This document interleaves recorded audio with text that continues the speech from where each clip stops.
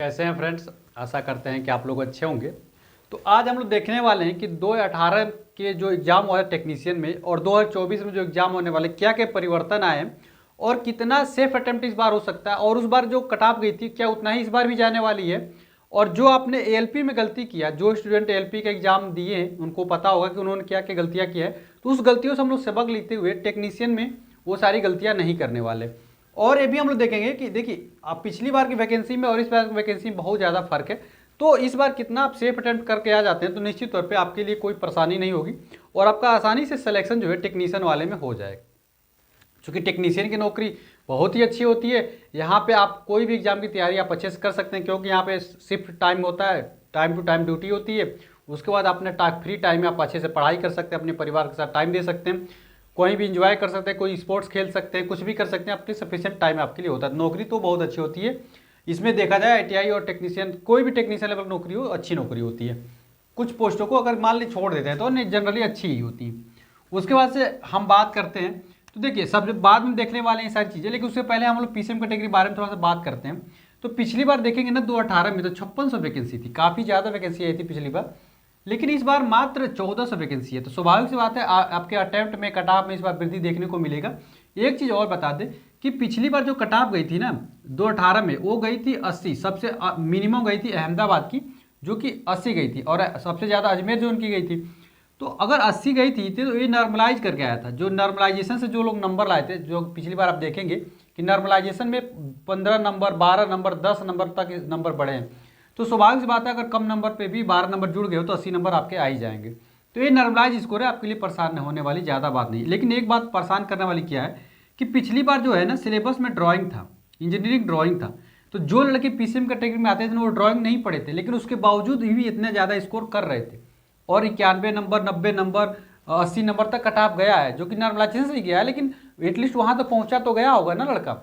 तो ड्राइंग थे, लेकिन इस बार ड्राइंग नहीं है। अगर इस बार ड्राइंग नहीं है तो आपके लिए कितना अटेम्प्ट करना सही रहेगा जो कि आपको 1400 स्टूडेंटों में भी आपका सिलेक्शन हो सके। क्योंकि एक ही एग्जाम है, क्योंकि जो एएलपी में 15 गुना लड़कों को लिया गया था ना, तो आप वहाँ पे 1-2 क्वेश्चन गलत भी कर देते हो, थोड़ा क्वेश्चन गलत भी कर दिए तो कोई इसमें परेशानी की बात नहीं, क्योंकि आपको सीबीटी 2 में मौका मिल जाएगा।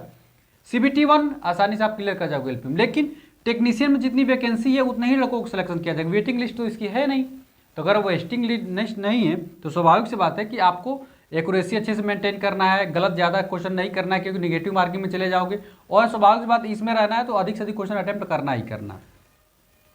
उसके बाद से अगर हम बात कर ले कि एएलपी वाली आपको गलती नहीं करनी है। स्वाभाविक सी बात है एएलपी वालों में लोगों ने क्या गलती किया था कि 1 से लेके 100 क्वेश्चन आपको आएंगे।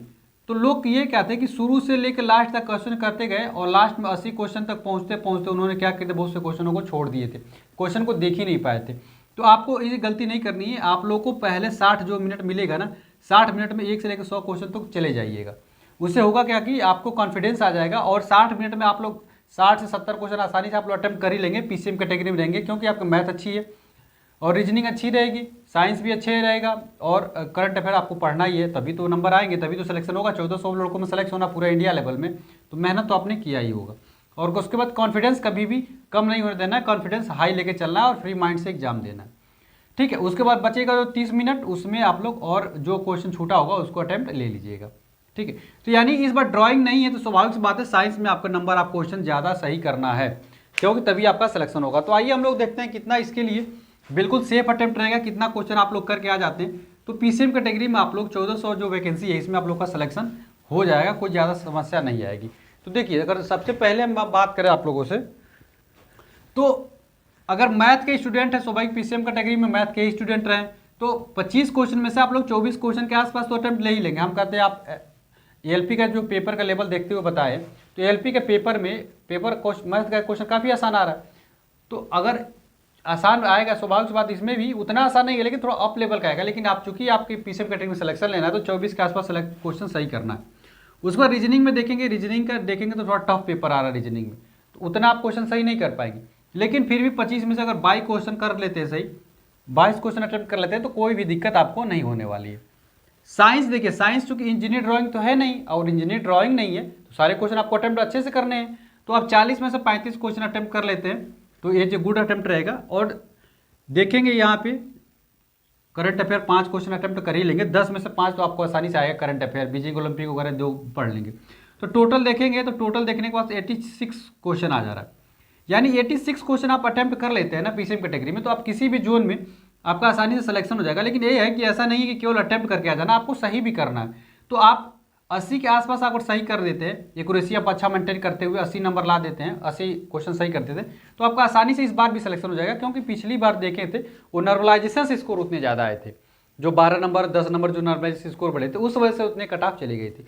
लेकिन इस बार उतना, चूंकि परसेंटाइल स्कोर आ गया, नॉर्मलाइजेशन आया, लेकिन उतना ज़्यादा इफेक्ट पड़ेगा नहीं इस बार, जितना कि पिछली बार ज़्यादा लोगों को बढ़ गया था। इस बार आपको हर शिफ्ट से बच्चों को लिया जाएगा।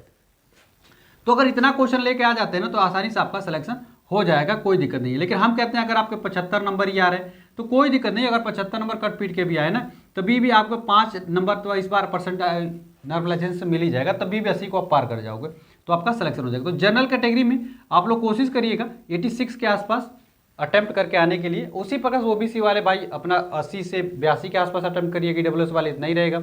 एससी वाले और एसटी वाले 75 से कम अटेम्प्ट मत करके आइएगा, 75 से 80 के बीच में ही एससी और एसटी करके आइएगा, क्योंकि मात्र 1400 ही वैकेंसी है और बहुत ज़्यादा कम करके आ जाएंगे तो भारत में तो 1400 लड़के ऐसे ही हैं जिनका आसानी से भाई इतना स्कोर आ जाएगा।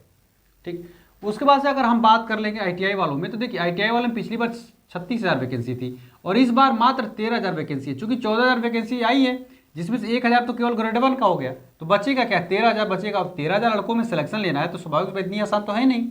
तो आप लोग किसी भी ट्रेड में आईटीआई में रहोगे तो और जनरल कैटेगरी में हो तो आप लोग 70 और 75 के बीच में ही अटेम्प्ट लीजिएगा। 70 से 75 के बीच में अटेम्प्ट लेते हैं तो निश्चित तौर से गुड अटेम्प्ट रहेगा। और हम कहते हैं कि आप कुछ क्वेश्चन गलत भी कर लेते हैं, 75 क्वेश्चन आपने अटेम्प्ट किया है, कुछ क्वेश्चन गलत कर दिए तो किसी तरीके से 67 से 68 आसपास नंबर ला देंगे तो आपका आसानी से सिलेक्शन हो जाएगा। और आप लोग जनरल कैटेगरी के स्टूडेंट हैं ना, तो आपको इतना नंबर ला देते हैं 65 प्लस, तो आप किसी भी ट्रेड में रहेंगे, चाहे इलेक्ट्रीशियन हो गया, फिटर हो गया, डीजल हो गया, आरएसी हो गया, मोटर मैकेनिक हो गया, डबल एमवी हो गया, वेल्डर हो गया, कारपेंटर हो गया, कोई भी में रहेंगे तो आपका इतने नंबर पे आपका सिलेक्शन हो जाएगा, कोई भी दिक्कत नहीं है। बाकी ये तो फिटर और इलेक्ट्रीशियन वाला इतना नंबर लाना ये, बाकी और जो वेल्डर वेल्डर है इनका थोड़ा कम ही जाता है, डीजल मैकेनिक वाला थोड़ा कम ही जाता है, लेकिन इतना भी कम नहीं जाएगा कि आप ये सोचें कि 50 नंबर पर मेरा जनरल में सिलेक्शन हो जाएगा। भाई ऐसा नहीं होगा, क्योंकि इस बार मात्र 13,000 ही वैकेंसी है। पिछली बार भले ज़्यादा हुआ था लेकिन इस बार मात्र 13,000 ही वैकेंसी है, तो इस बार कट ऑफ थोड़ा सा हाई जाने के चांस हैं। तो आपको उतना क्वेश्चन अटेम्प्ट करना है, उतना करके ही आना है। अब एक लड़का कह रहा है कि सर तुक्का कैसे कितना मारे, देखिए अगर आप 60 क्वेश्चन कर ले रहे हो ना, आपको 60 क्वेश्चन, आपको लग रहा है कि आपने 60 क्वेश्चन अच्छे से अटेम्प्ट किया और मेरा 60 क्वेश्चन आ जाएगा कट पीट के, तो आप लोग 5 क्वेश्चन को ना तुक्का मार देना। 5 क्वेश्चन में तुक्का मार दोगे और 5 सही हो जाएगा तो 60 5 65 हो जाएगा और आपका आसानी से सिलेक्शन हो जाएगा। लेकिन अगर आपके 70 से 75 के बीच में आपने अच्छे से अटेम्प्ट कर लिया तो आप तुक्का मत मारिएगा, क्योंकि वहाँ पर तुक्का मारेंगे फिर गलत हो गया तो फिर बाहर भी जाएंगे, क्योंकि एक ही अटेम्प्ट मिलेगा, बाहर ही हो जाओगे। ठीक है, लेकिन अगर और ज़्यादा आपको आ रहा है, जब जितना बात है जितना आता जाएगा आप उतना करते जाइए। अगर 75 से आपको ज़्यादा आ रहा है तो बिल्कुल करते रहिए, कोई दिक्कत नहीं होने वाला है। ठीक है, लेकिन एक चीज़ जो सबसे इंपॉर्टेंट चीज़ थी मैं शुरू से ही बता रहा हूँ, उस चीज़ को आपको मत भूलिएगा, ये काम जरूर करिएगा, चाहे आप पीसीएम में हो चाहे आईटीआई वाले में। इतना तो मैंने जनरल के लिए बता दिया, बाकी एससी और एसटी अपना ओबीसी